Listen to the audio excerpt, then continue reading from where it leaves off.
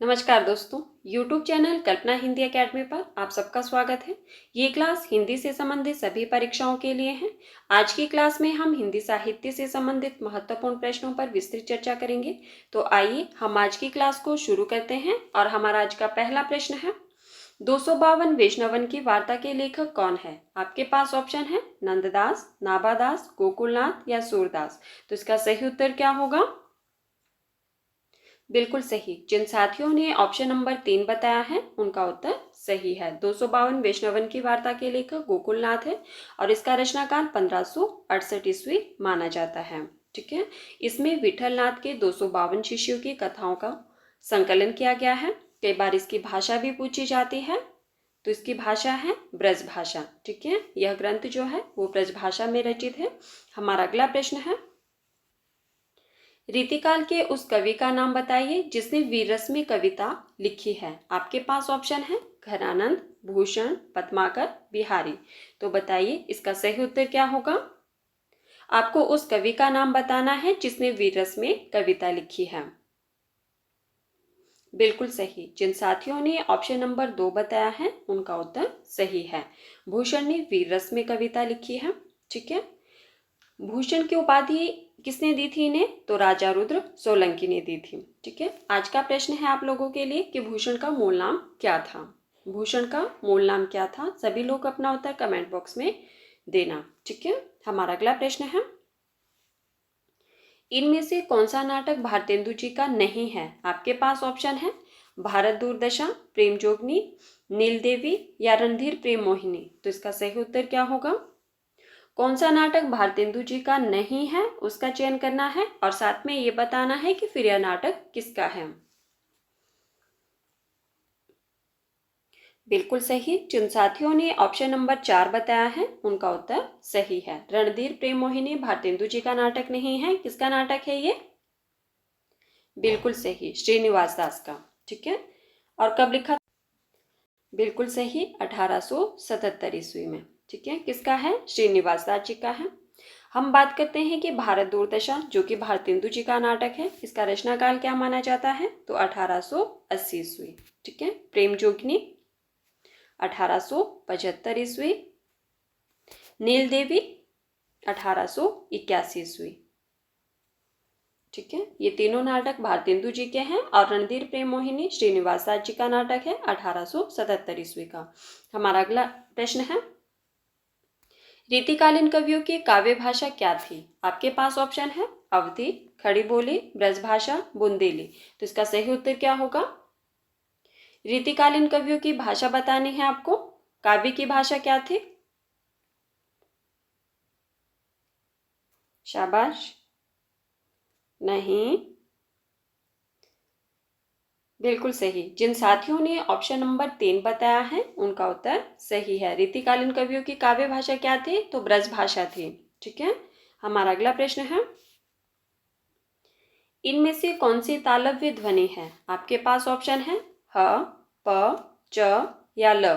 तो इसका सही उत्तर क्या होगा? बिल्कुल सही। जिन साथियों ने ऑप्शन नंबर 3 बताया है उनका उत्तर सही है। च तालव्य ध्वनि है। ठीक है, च, छ, ज, झ, य और साथ में हो गया आपका य, श, ई, ई। ये सभी तालव्य ध्वनियां हैं। ठीक है, कौन कौन सी? च वर्ग में जो ध्वनियां आती है वो सभी, और साथ में आपकी होगी य, श और होगी आपकी ई और ई। ठीक है, ये सभी जो है वो तालव्य ध्वनियां हैं। हमारा अगला प्रश्न है, इनमें से कृष्ण भक्त कवि कौन सा नहीं है? आपके पास ऑप्शन है रसखान, तुलसीदास, सूरदास, कृष्णदास। तो इसका सही उत्तर क्या होगा? कौन सा भक्त कवि कृष्ण भक्त कवि नहीं है उसका चयन करना है आपको। बिल्कुल सही। जिन साथियों ने ऑप्शन नंबर 2 बताया है उनका उत्तर सही है। तुलसीदास जी जो है वो कृष्ण भक्त कवि नहीं है, राम भक्त कवि है। ठीक है, हमारा अगला प्रश्न है, बिहारी सत्से किस भाषा का काव्य ग्रंथ है? आपके पास ऑप्शन है ब्रजभाषा, खड़ी बोली, अवधी या भोजपुरी। तो इसका सही उत्तर क्या होगा? बिहारी सत्से किस भाषा का काव्य ग्रंथ है?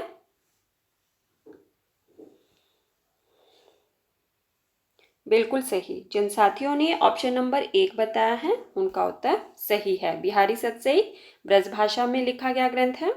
किसकी रचना है ये? बिल्कुल सही, बिहारी जी की एकमात्र रचना है और इसका समय माना जाता है 1662 ईस्वी। ठीक है, हमारा अगला प्रश्न है, तुलसीदास जी के भक्ति का स्वरूप क्या था? सॉरी, प्रश्न में एक बार रिपीट कर देती हूँ। प्रश्न है आपके पास, तुलसीदास जी के भक्ति का स्वरूप क्या था? आपके पास ऑप्शन है दास्य, कांता, साख्य या माधुर्य। तो इसका सही उत्तर क्या होगा? बिल्कुल सही। जिन साथियों ने ऑप्शन नंबर 1 बताया है उनका उत्तर सही है। तुलसीदास जी की भक्ति का स्वरूप क्या था? तो दास्य भाव की भक्ति थी उनकी। अब हम बात करेंगे कि कांता भाव की भक्ति। बिल्कुल सही, कांता भाव की भक्ति मीराबाई की थी। साख्य भाव की बताइए। बिल्कुल सही, सूरदास जी की। और माधुर्य भी मीरा जी की भक्ति थी। ठीक है, हमारा अगला प्रश्न है, इनमें से कौन सी रचना सूरदास की नहीं है? आपके पास ऑप्शन है सुरसारावली, सुरसागर, साहित्य लहरी या रास पंचाध्याय। तो इसका सही उत्तर क्या होगा?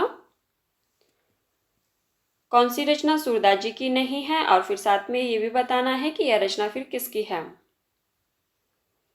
बताइए। बिल्कुल सही। जिन साथियों ने ऑप्शन नंबर 4 बताया है उनका उत्तर सही है। रास पंचाध्याय सूरदास जी की रचना नहीं है। किसकी रचना है ये? बताइए। बिल्कुल सही, नंददास जी की। ठीक है, किसकी रचना है? नंददास जी की रचना है।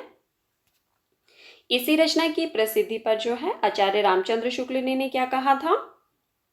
और कवि गढ़िया नंददास जड़िया। ठीक है, क्या कहा था? रामचंद्र शुक्ल ने कहा था और कवि गढ़िया नंददास जड़िया। कई बार ये पंक्ति भी पूछी जाती है कि किसने कही है और किसके लिए कही थी। ठीक है, हमारा अगला प्रश्न है, इनमें से कौन सी लिपि नहीं है? आपके पास ऑप्शन है गुरुमुखी, अरबी, देवनागरी, अंग्रेजी। तो इसका सही उत्तर क्या होगा? कौन सी लिपि नहीं है उसका चयन करना है आपको। बिल्कुल सही। जिन साथियों ने ऑप्शन नंबर 4 बताया है उनका उत्तर सही है। अंग्रेजी लिपि नहीं है बल्कि अंग्रेजी क्या है? भाषा। ठीक है, हमारा अगला प्रश्न है, सूरसागर किस भाषा की कृति है? आपके पास ऑप्शन है खड़ी बोली, ब्रजभाषा, अवधी या पंजाबी। तो इसका सही उत्तर क्या होगा? अभी हमने पढ़ा था कि सूरसागर किसकी रचना है? सूरदास जी की रचना है। अब आपको बताना है कि इसकी भाषा क्या है। बताइए। बिल्कुल सही। जिन साथियों ने ऑप्शन नंबर 2 बताया है उनका उत्तर सही है। सूरसागर किस भाषा की कृति है? तो ब्रजभाषा की है। ठीक है, किसकी रचना है? सूरदास जी की रचना है। सूरसागर श्रीमद् भागवत के 10वें स्कंद पर आधारित है। कई बार प्रश्न ये भी पूछा जाता है कि सूरदास जी की कौन सी रचना श्रीमद् भागवत के 10वें स्कंद पर आधारित है। तो आपको पता होना चाहिए उस रचना का नाम है सूरसागर। ठीक है, और इसमें कुल कितने पद हैं? कई बार परीक्षा में प्रश्न पूछा जाता है कि सूरसागर में कुल कितने पद हैं। तो इसमें कुल पद है 4936। और कितने स्कंद हैं? तो कुल 12 स्कंद हैं।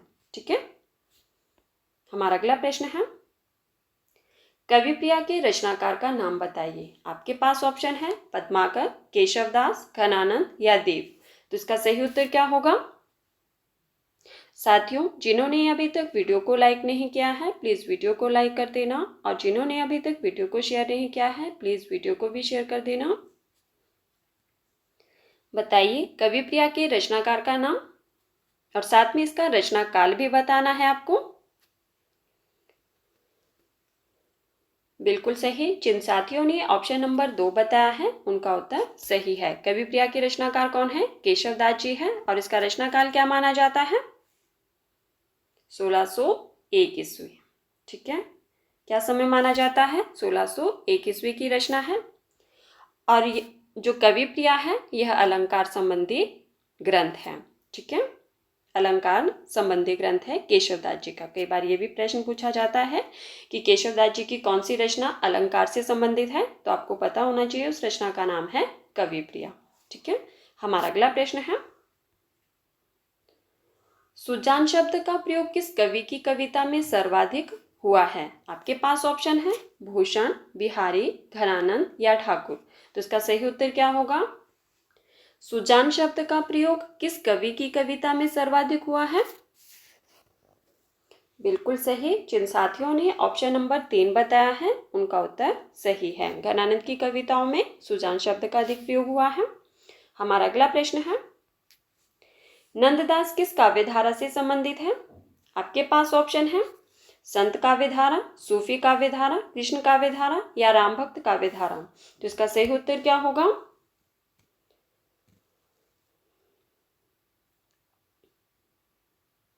बिल्कुल सही। जिन साथियों ने ऑप्शन नंबर 3 बताया है उनका उत्तर सही है। नंददास किस काव्य धारा से संबंधित है? तो कृष्ण काव्य धारा से संबंधित कवि है। ठीक है। हमारा अगला प्रश्न है, इनमें से कौन सा कवि रीतिमुक्त नहीं है? आपके पास ऑप्शन है घनानंद, आलम, बोधा या केशवदास। तो इसका सही उत्तर क्या होगा? कौन सा कवि रीतिमुक्त नहीं है उसका चयन करना है आपको। बिल्कुल सही। जिन साथियों ने ऑप्शन नंबर 4 बताया है उनका उत्तर सही है। केशवदास रीतिमुक्त धारा के कवि नहीं माने जाते हैं। किस धारा के कवि माने जाते हैं ये? बिल्कुल सही, रीतिबद्ध के। ठीक है, किसके माने जाते हैं? रीतिबद्ध के कवि माने जाते हैं ये। हमारा अगला प्रश्न है, इनमें से कौन सा ग्रंथ तुलसीदास द्वारा रचित नहीं है? आपके पास ऑप्शन है गीतावली, दोहावली, विनय पत्रिका या रसमंजरी। तो इसका सही उत्तर क्या होगा? कौन सा ग्रंथ तुलसीदास द्वारा रचित नहीं है उसका चयन करना है और साथ में ये बताना है कि फिर इस ग्रंथ के रचनाकार कौन है। बताइए इसका सही उत्तर क्या होगा? बिल्कुल सही। जिन साथियों ने ऑप्शन नंबर 4 बताया है उनका उत्तर सही है। रसमंजरी तुलसीदास जी की रचना नहीं है। किसकी रचना है ये? नंददास जी की। ठीक है। अब हम बात करेंगे कि गीतावली जो कि तुलसीदास जी की रचना है, इसका रचना काल क्या माना जाता है? 1571 ईस्वी। ठीक है। दोहावली तुलसीदास जी की रचना है 1583 ईस्वी की। पिछली क्लास में ही मैंने आपको बताया था। और विनय पत्रिका है 1585 ईस्वी की। ठीक है साथियों, जिन्होंने इससे पहले वाली क्लासेस को नहीं देखा है, अगर आप चाहे तो प्लेलिस्ट में जाकर देख सकते हैं। ठीक है, नहीं तो डिस्क्रिप्शन में भी लिंक दे दूंगी, आप लोग वहां से भी देख सकते हैं। हमारा अगला प्रश्न है, निम्नलिखित में से कौन सा शब्द देशज है? आपके पास ऑप्शन है खिड़की, मित्र, रेल या कालीन। तो इसका सही उत्तर क्या होगा? देशज शब्द का चयन करना है आपको। बिल्कुल सही। जिन साथियों ने ऑप्शन नंबर 1 बताया है उनका उत्तर सही है। खिड़की देशज शब्द है। अब हम बात करेंगे कि मित्र शब्द, इसका रूप क्या है? तो यह तत्सम शब्द है। ठीक है। रेल रेल जो है वो विदेशी शब्द है और कालीन ये भी विदेशी शब्द है। ठीक है, तो हमारा सही उत्तर होगा ऑप्शन नंबर 1। खिड़की जो है वो क्या है? देशी शब्द है। हमारा अगला प्रश्न है, इनमें से कौन सी रचना भारतेंदु की नहीं है? आपके पास ऑप्शन है वेदिकी हिंसा हिंसा न भवति, विशस्य विषमौषधम, बादशाह दर्पण या पद्मावत। तो इसका सही उत्तर क्या होगा? कौन सी रचना भारतेंदु जी की नहीं है उसका चयन करना है और साथ में ये बताना है कि फिर यह रचना किसकी है। बताइए इसका सही उत्तर क्या होगा? बिल्कुल सही। जिन साथियों ने ऑप्शन नंबर 4 बताया है उनका उत्तर सही है। पद्मावत भारतेंदु जी की रचना नहीं है। अब ये बताइए कि किसकी रचना है। जी नहीं, मैंने पद्मावती नहीं पूछा है आपसे, पद्मावत पूछा है। बताइए पद्मावत किसकी रचना है? जी हाँ, पद्मावती जो है वो किसकी है? जयसी की है। और पद्मावत किसकी है?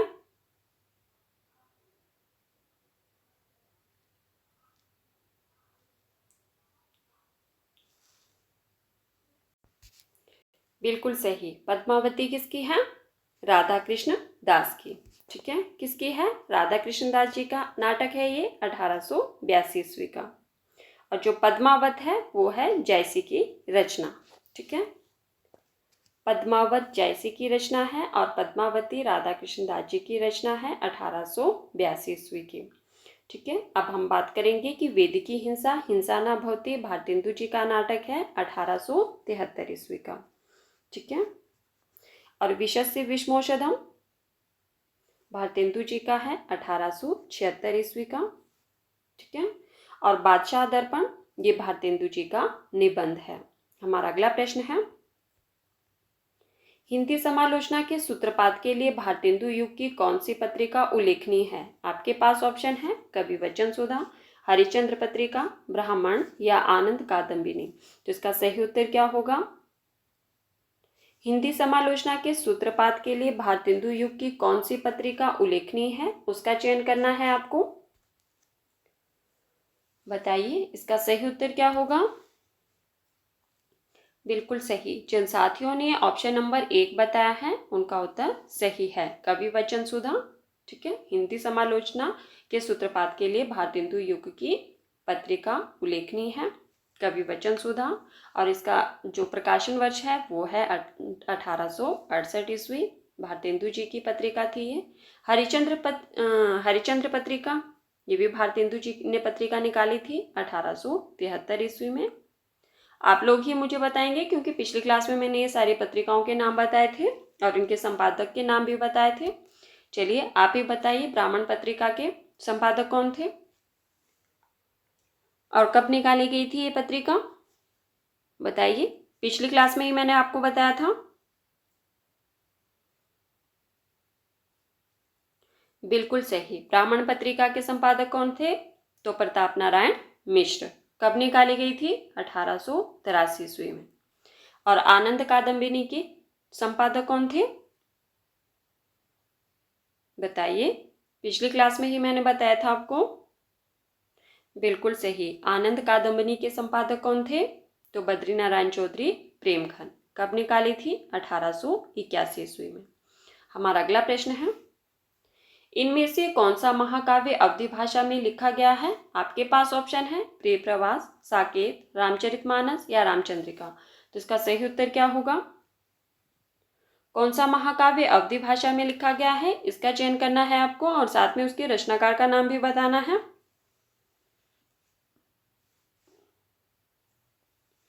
बिल्कुल सही, जिन साथियों ने ऑप्शन नंबर 3 बताया है उन उत्तर सही है। रामचरितमानस अवधी भाषा में लिखा गया ग्रंथ है। ठीक है, इसके रचनाकार कौन है? तो तुलसीदास जी की रचना है ये। अब हम बात करेंगे कि प्रिय प्रवास, इसके रचनाकार कौन है और किस भाषा में लिखा गया ग्रंथ है ये? बताइए। बिल्कुल सही, प्रिय प्रवास जो है वो हरियों जी की रचना है और खड़ी बोली में लिखी गई है। साकेत, साकेत के रचनाकार कौन है? बिल्कुल सही, साकेत मैथिली चरण गुप्त की रचना है, ये भी खड़ी बोली में लिखी गई है। रामचंद्रिका केशवदास जी की रचना है और ब्रज भाषा में लिखी गई है। तो हमारा सही उत्तर होगा ऑप्शन नंबर 3, रामचरितमानस तुलसीदास जी की रचना है जो कि अवधी भाषा में लिखी गई है। ठीक है, और यह एक महाकाव्य है। तो साथियों, ये थे आज के हमारे कुछ महत्वपूर्ण प्रश्न जिन पर हमने चर्चा की। अगर आपको क्लास पसंद आए तो प्लीज़ वीडियो को लाइक कर देना और वीडियो को ज़्यादा से ज़्यादा शेयर कर देना और मुझे कमेंट करके ज़रूर बताना कि आपको आज की क्लास कैसे लगी। धन्यवाद, मिलते हैं अगली क्लास में।